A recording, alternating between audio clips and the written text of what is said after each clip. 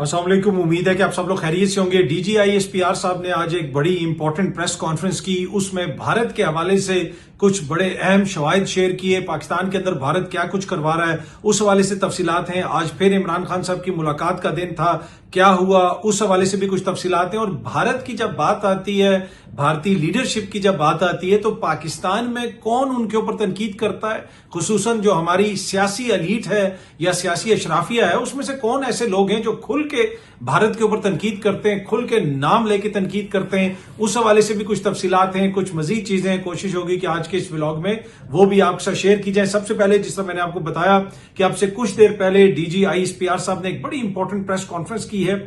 उसमें उन्होंने कुछ चीजों को शेयर किया। उन्होंने बताया कि कैसे एक शख्स को पकड़ा गया जेलम से हाल ही में, और जब उससे कुछ चीजें बरामद हुई और जब वो सारा मामला प्रोब हुआ, वो पीछे तक गए, पता चला कि किस तरीके से भारत से वो जो हम ड्रोन, पिछली वीडियो के अंदर भी मैंने आपको दिखाया था कि वहां से वो इस किस्म के ड्रोन्स आते हैं और पाकिस्तान उनको अक्सर मार गिराता है। उन ड्रोन्स के साथ बारूदी मवाद लगा होता है, IED लगी होती है, छोटे छोटे बम लगे होते हैं, वो आके पाकिस्तान में ड्रॉप होते हैं। यहाँ पे उनके जो एजेंट्स हैं वो उसको उठाते हैं, मुख्तलिफ जगहों पे जाके उसको रख देते हैं, वहां पे धमाके होते हैं। उसमें उन्होंने तमाम तर तफसील बताई DGISPR साहब ने कि कैसे उससे फौजी गाड़ियों को भी निशाना बनाया गया, कैसे उससे दीगर चीजों को भी निशाना बनाने की कोशिश की गई, और कैसे वो शख्स पकड़ा गया, कैसे उसको पेमेंट हुई, कितना पैसा उसको दिया जाता था, वो तमाम तर सबूत उन्होंने दिखाए।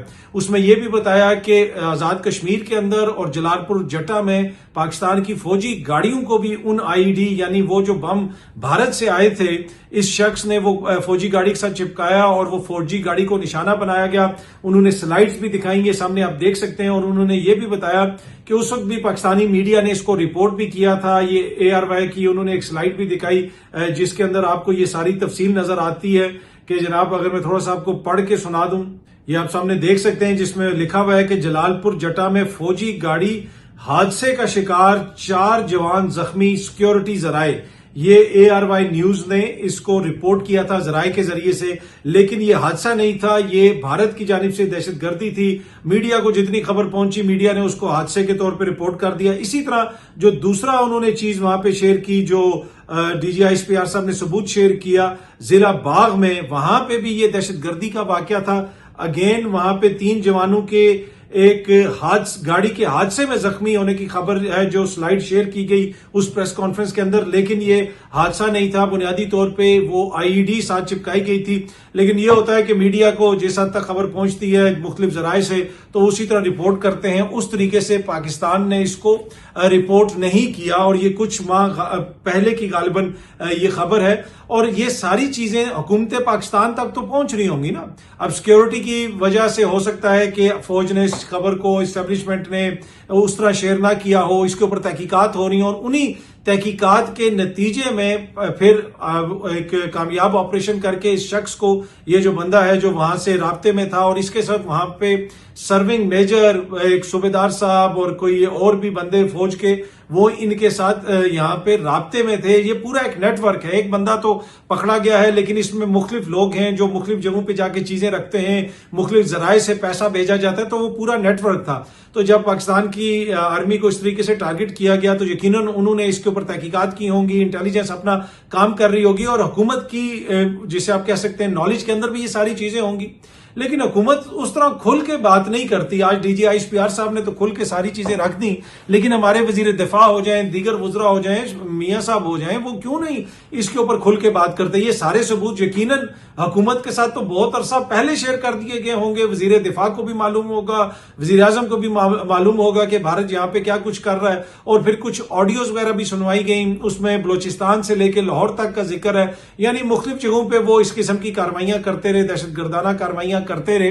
तो इसके ऊपर हमारी जो सियासी लीडरशिप है उसने कितना सख्त मौकिफ यहां पे लिया या कितना सख्त मौकिफ नहीं लिया। अब ये जो सारे सबूत हैं, यकीनन इसको पाकिस्तान जो है वो आलमी सतह पे भी जनाब इसको उठाएगा, पेश करेगा, और हुकूमत का फर्ज है कि वो भी पेश करें। लेकिन एक और जो इंपॉर्टेंट चीज है, और DGISPR साहब ने भी उसकी जानिब इशारा किया कि पहलगाम वाकये को 7 दिन गुजर गए, अभी तक इंडिया पाकिस्तान पर इल्जाम का एक सबूत नहीं दे सका, जेलम से भारतीय दहशतगर्द पकड़ा, उसके पास एक देसी साख्ता बम, 2 मोबाइल फोन निकले। मजीद तहकीकात पर उसके घर से मजीद जो है वो भारतीय साख्ता ड्रोन मिला और बहुत सारी चीजें मिली और तमाम तरह तफसील उन्होंने बताई है। तो ये सारी चीजें तो पाकिस्तान ने तो दुनिया के सामने रख दी हैं। अब मुकदमा वही है जो सियासी तौर पे लड़ना है, वजीर दिफा ने लड़ना है, वजीर आजम ने लड़ना है, वजीर खारजा ने लड़ना है। वजीर खारजा ने आज सेनेट को बताया कि बहुत सारे ममालिक के सामने हम ये मामला उठा रहे हैं, लेकिन जब ये सारे वाकये हो रहे थे, हमें पता चल रहा था, तो उस वक्त क्यों नहीं हम भारत के ऊपर उस तरह सियासी दबाव डाल रहे। देखें, एक होता है कि आपने फौजी एतबार से रिस्पॉन्स करना है, वो तो पाकिस्तान हमेशा करता है। अब मुस्तकबिल में भी भारत कोई हरकत करेगा तो पाकिस्तान रिस्पॉन्ड करेगा, लेकिन जो सियासी एतबार पे आपने आगे से जवाब देना होता है, वो हमें चीज मिसिंग नजर आती है।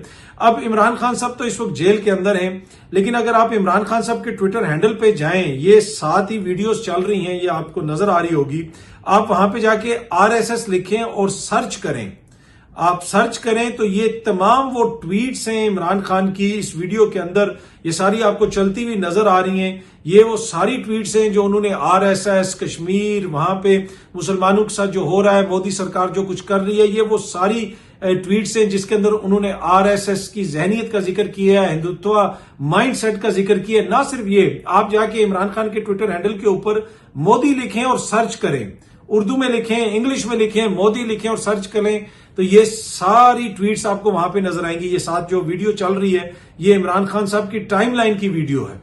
इसके अंदर आपको नजर आ रहा है कि मोदी के ऊपर उन्होंने किस किस जगह पे तनकीद की हुई है, क्या कहा हुआ है। बाकी भी जाके आप दीगर लफ्ज लिख लें, उर्दू में मोदी लिख के देख लें, भारत लिख के देख लें, तो ये वो सारी ट्वीट्स हैं जो जब इमरान खान साहब वजीर आजम थे वो तब भी करते रहे, उससे पहले भी करते रहे, और जब वो वजीर आजम थे तब उन्होंने ज्यादा की, खुल के की, एक एक मौके के ऊपर की। लेकिन मौजूदा हमारे जो हुक्मरान हैं, अभी मैं शहबाज शरीफ साहब के ट्विटर अकाउंट पे गया हुआ था, उन्होंने कनाडा के जो आखिरी ट्वीट है, कनाडा के नए वजीर आजम को मुबारकबाद दी है। लेकिन हमारे मुल्क में जो ये दहशतगर्दी करवा रहा है, जिनकी फौज ये दहशतगर्दी करवा रही है, DG ISPR साहब ने आज जो सबूत पूरी कौम के सामने रखे, पूरी दुनिया के सामने रखे, क्या वजीर आजम साहब ने उसके ऊपर कोई ट्वीट करनी है? क्या बताना है कि कैसा इंटरनेशनल सतह के ऊपर वो ये कर रहे हैं? और फिर मैं पहले भी कहता हूं कि बयानिया तब बनता है जब हुकूमती सतह के ऊपर कोई इकदाम उठाए जाते हैं।